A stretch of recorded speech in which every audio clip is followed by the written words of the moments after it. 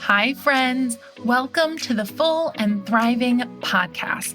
I'm your host, Meg McCabe, and if you're here, it means you're ready for some aha moments that will inspire you to create a more vibrant, authentic life that's full of joyful moments, deeper connections, inner peace, and courageous action towards your dreams. Let's get started. Hey everybody, welcome to another episode of Full and Thriving, and I'm back after a 2 to 3-ish month break where I was taking care of some pretty important things in my personal life. And before I dive into what that looked like, I want to first say that this is the first ever visual episode of the Full and Thriving podcast. So if you just love having me in your ears, but you want a visual component, or maybe you've always wanted that, head on over to YouTube because you can see me while I'm teaching, while I'm sharing and filming this episode. So this is really exciting. I've never had the belief that I could do solo shows on camera, but I have made it my mission to just get used to it. I'm putting myself out there and I am doing the thing. So yes, I am working on my evolution and working on being able to serve you all in such a new way, which is really exciting. So anyway, let's get on to the updates of personal life because honestly, a lot has going on. And as Becky in the Recovery Collective said the other day, this is truly my year. I couldn't be more grateful for where I found myself. So first of all, I actually got married on March 8th, which is so freaking cool. I'm filming this at the end of April, so it's been over a month of newlywed bliss. And I gotta say, when I booked the March 8th date with Dan, we had a few things in mind. We were like, screw a long engagement because we're in our 30s. We want to start having babies. We want a family. Let's not wait a full year. Let's get married in 6 months. So we booked March 8th, and it's cheaper on the wallet to book a really gross month in Connecticut. March is probably the grossest month of the entire year. I kid you not, it's just rainy, it's gloomy. And so I completely surrendered the idea of having nice weather. Like in my head, we booked a beautiful venue. It had a nice reception space, a nice cocktail hour space, all in this giant, beautiful barn. And if it rained, which I expected, I'd be okay with it. So I didn't spend a single ounce of time thinking about the weather. Anyway, the day came and it was the warmest, sunniest day I have encountered in March in the longest time. So we were truly blessed. I'm so grateful. Dan and I had an amazing time. Dan, in classic Dan style, brought everyone to tears with his personal vows. And me, in my classic style, decided to give him a big smooch on the altar before the priest told me it was time. It was in the middle of the ceremony, but I was just so thrilled with everything he had shared in his vows that I just went for it. And I don't know, it was a good time. I ugly cried down the entire aisle, which I did not expect at all. But that brings me to my next announcement, which is I found out I'm expecting a baby boy. We found out in late January, and he is due September 30th. So this is just such a powerful time in my life. I'm so grateful. I've wanted to be a mom since I was really little. And it's funny because looking back at the wedding, I'm realizing I was bawling down the altar, probably because of hormonal things happening at the time. But anyway, we are having our baby boy. We are thrilled beyond belief. We're actually going to a scan later on today, so praying for really positive results there. I'm currently 17 weeks along, and so you guys are part of this journey with me. You've been with me through all the ups and downs of my life. And so I'm excited to be sharing just more personal updates with all of you as I move forward in this podcasting journey with you. I also am ready to announce that this is a new chapter. I'm coming back from 2 to 3 months off of podcasting. I've been podcasting for 4 years. I've made over 150 podcast episodes on eating disorder recovery. And so as we start this new chapter together, we will be expanding to topics beyond eating disorder recovery content. I have loved working and podcasting in this space, but to be honest, I always wanted this podcast to be more than an eating disorder recovery resource. That's why I named the podcast Full and Thriving. I wanted to pick a name that would evolve with me just in case I felt courageous enough to expand. So from here on out, we're going to be weaving in some recovery elements because it is part of my life, but we'll also be talking about other topics such as psychology, relationships, personal development, communication, all the things that I love, the lessons I've brought into my life, and the things I'm curious about. So we'll be learning alongside each other, and I'll also be teaching you, sharing some wisdom, sharing some insights with the hope that everything I am teaching and sharing brings you more inspiration and growth to your life.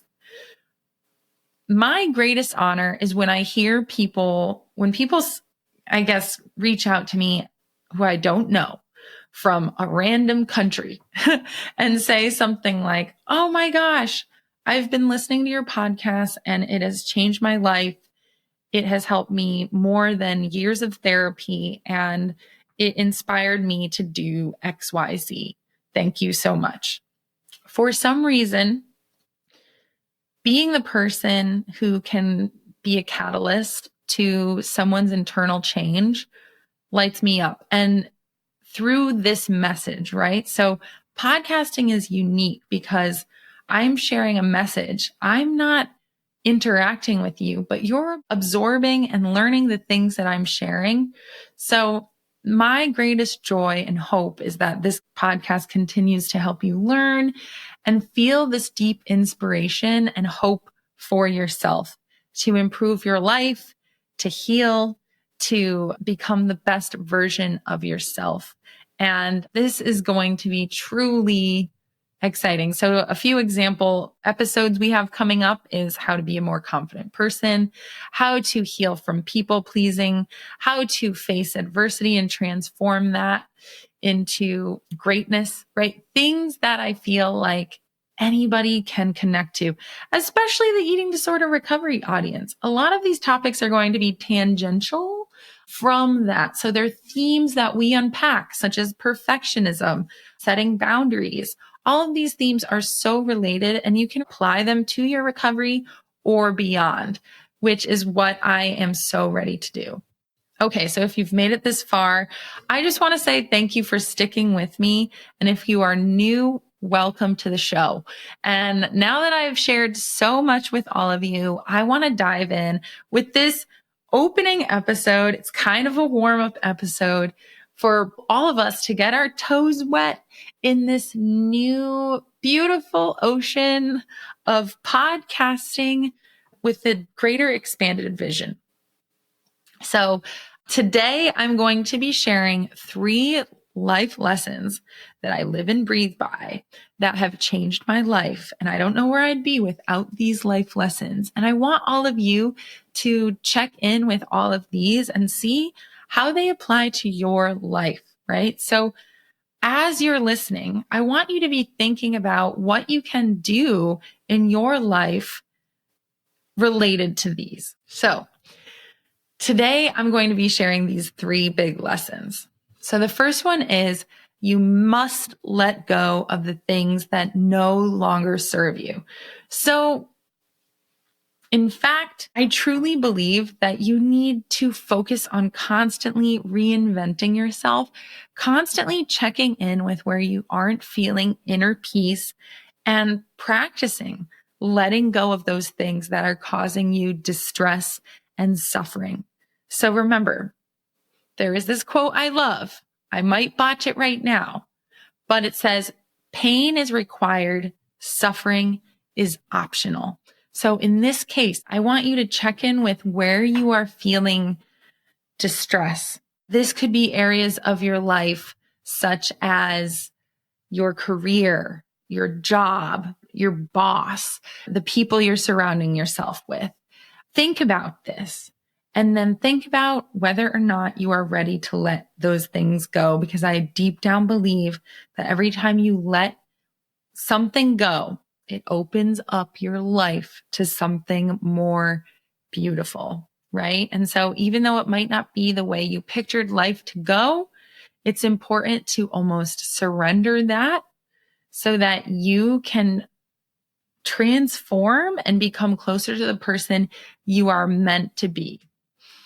So bringing it back to my life story, when I had my eating disorder, I had essentially sold my soul to the fashion industry. And I had worked so hard to get signed by one of the top agencies in fashion in New York. And I really felt like this was my way. I felt like I was going to be completely engulfed into this career. And I did not care that I was harming myself with an eating disorder. I would run to castings. I would go to fittings. I studied everything about the photographers, the models, the designers. It became my life. But I was also super entrenched in an eating disorder that was draining my energy and draining my soul. So I realized at one painful moment after using a bunch of eating disorder behaviors that in order for me to actually heal, I had to do something drastic.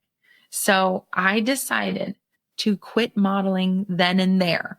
And I decided to leave the toxic environment that was perpetuating all of these awful thoughts about my body, my size, food. Diet culture was rampant in the fashion industry. So the decision to let go of modeling really helped me align with my healthy self. And so I had to let go of something that I dreamt for in order to evolve. So I want you to think about the thing that's causing you distress. Why is it still in your life? What are you holding on to? Is it a dream that you hope for? Is it an outcome that you're attached to? You have to have the courage to let go of that outcome and be okay with the unknown and the uncertainty of that. And that is terrifying. But I'm telling you right now, the most beautiful moments of my life have always shown up as a reward for aligning myself with my truth and honoring my intuition and honoring my sense of inner peace. So that is my first piece of wisdom for all of you today. And that is let go of the things that are no longer serving you. Let go of the things that are causing you suffering. Have the courage to step away from those things and connect with your joy again. So that's number one. Okay. The second lesson I am here to teach all of you is the importance of flexibility on your mental health. I think inflexibility is the crux of mental health issues that I work with on a daily basis. I see people who are inflexible about their schedule, about their relationships, about their food. Everything has to be a certain way. And this inflexibility translates to inflexible thinking, where you are so set in stone on your beliefs, your ideas, your attitudes, that you actually can keep yourself stuck and with tunnel vision that keeps you on a really hopeless path. So my thought here is that flexibility is so imperative.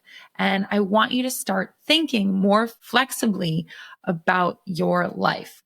Inflexibility makes you feel stuck, and feeling stuck causes feelings such as depression and hopelessness and despair, where when you can be flexible, you are opening up to new possibilities. You are looking for things you haven't seen yet that can turn into new opportunities that can help you flow along with the course of life. Because as we know, nothing in life is certain.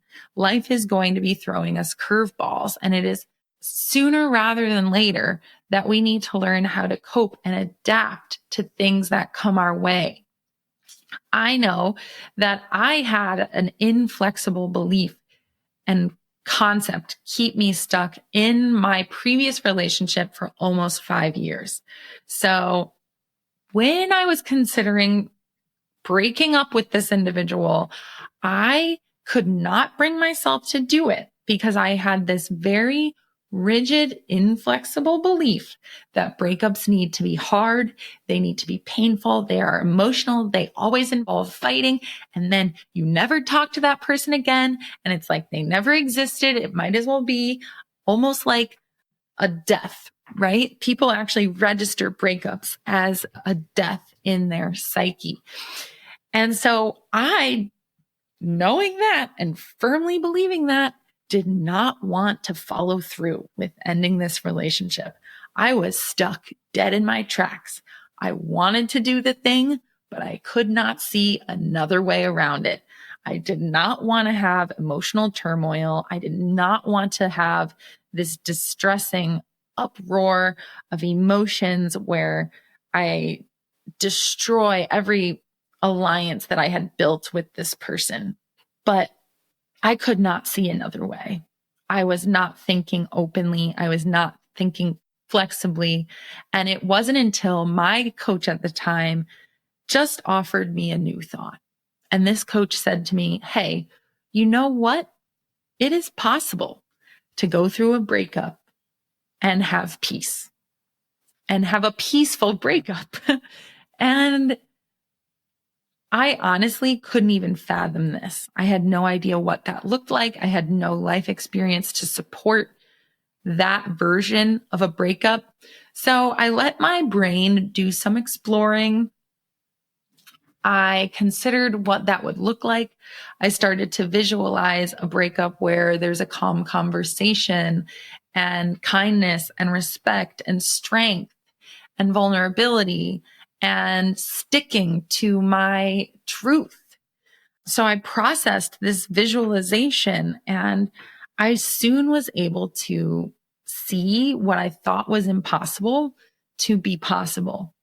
And from that, I created a plan to leave peacefully and with strength, dignity, and respect. And if I hadn't been open-minded, if I hadn't been flexible, I would have stayed stuck because I did not have the courage to leave the relationship with a giant explosive fight. So just an interesting story for you to wrap your heads around. Think about, where in your life are you not picturing all the alternatives? Where are you taking no for an answer when maybe there are other ways to do this? Where are you not being flexible on the small things? And how is that causing distress in your life? Again, a lot of what I do with my clients is noticing the emotions that come up when things change and being able to cope with the discomfort of that. And so it's important that all of you start to think about, how can I cope with spontaneity? How can I cope with things out of my control? What would a flexible version of myself look like? Okay, the final lesson I want all of you to think about, and this is one that I've been valuing for a long time, but have recently reconnected with, and that is the importance of prioritizing human connection. Now, like I said, with an exception to my wedding date, it has been a long, gross, rainy, disgusting, depressing winter over here in Connecticut. And I am in front of a screen all day long, working from home. 2 of those days, I don't have a car because Dan's job switched. Now he's part-time driving into the office. So there have been days I haven't left my house. The only person I've socialized with are my clients and my dog, and then Dan when he comes home. Woo, it has been long and it has been tough. And one thing that has become very clear to me is that I have made socializing way too formal.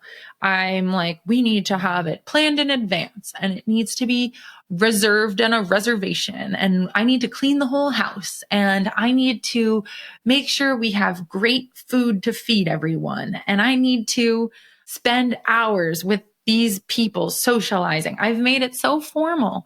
But what I'm reconnecting with lately is this idea of casual human connection, making it relaxed. And for me, this has looked like calling up a neighbor and doing a 30-minute walk around the neighborhood, or maybe it's swinging by a friend's house and dropping off something for them to borrow and just saying hi for 15 minutes. It can look like having friends over in the backyard for pizza, which I love because you don't have to cook and you don't have to clean the inside of your house. For me, it looks like going to cycle bar and then after class, getting coffee with my instructor. So adding moments of connection instead of being a little hermit whose only mission in life is to honestly work.